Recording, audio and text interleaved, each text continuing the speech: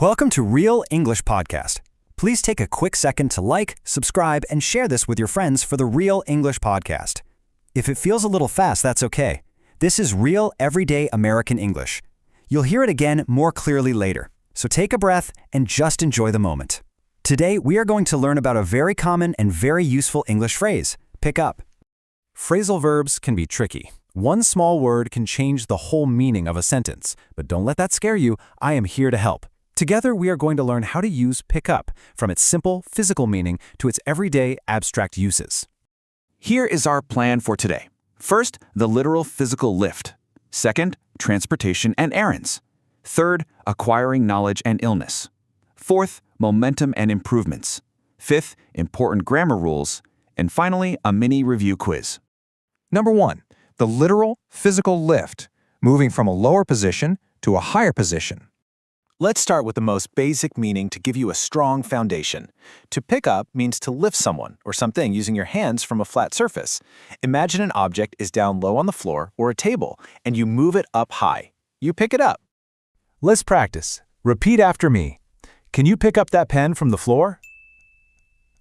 She picked up the baby and gently rocked her. There was rubbish on the ground, so I picked it up. Let's do a quick role play. Imagine you drop your keys. You look at your friend and say, "Oh no, I dropped my keys. Can you pick them up for me?"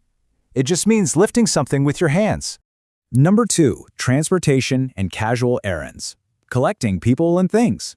Now, let's look at another meaning. In this situation, to pick up means to go somewhere, usually in a car, to get a person, or it means to quickly buy something while you are out on your way home. These are highly practical examples. Imagine a quick phone call role play. Your friend says, "Hey, my flight just landed." You reply, "Great, I'll pick you up at the airport."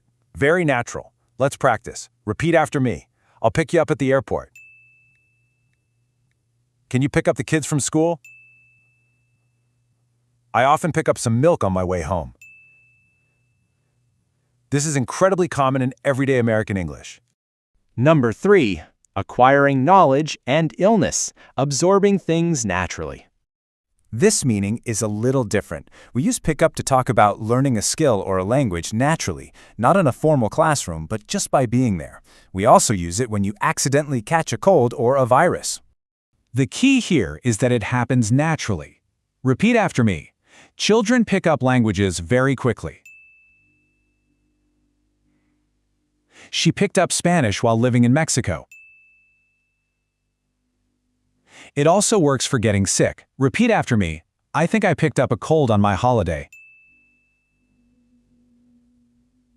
He picked up malaria when visiting the country.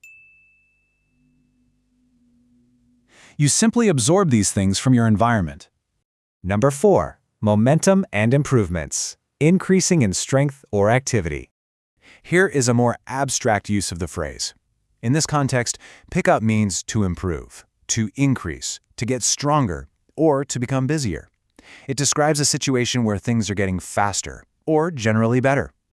Let's feel the energy in these sentences. Repeat after me. The train was picking up speed as it left the city. It was nice at the beach until the wind picked up. Business is starting to pick up during the holidays. You can really hear how the activity is increasing. Number 5, important grammar rules, separable versus inseparable. Before our quiz, let's look at a very important grammar rule. Pick up can be separated. If you use a name, you can say, "I'll pick up Sarah," or you can separate the words and say, "I'll pick Sarah up." Both are perfectly fine. But here is the important part. If you use a pronoun like her, him, or it must go in the middle. You have to say, "I'll pick her up." You cannot say, "I'll pick up her." Always put the pronoun right in the middle. Number 6, the mini review quiz. Test your knowledge. Now it's time for a quick quiz to practice what we learned today.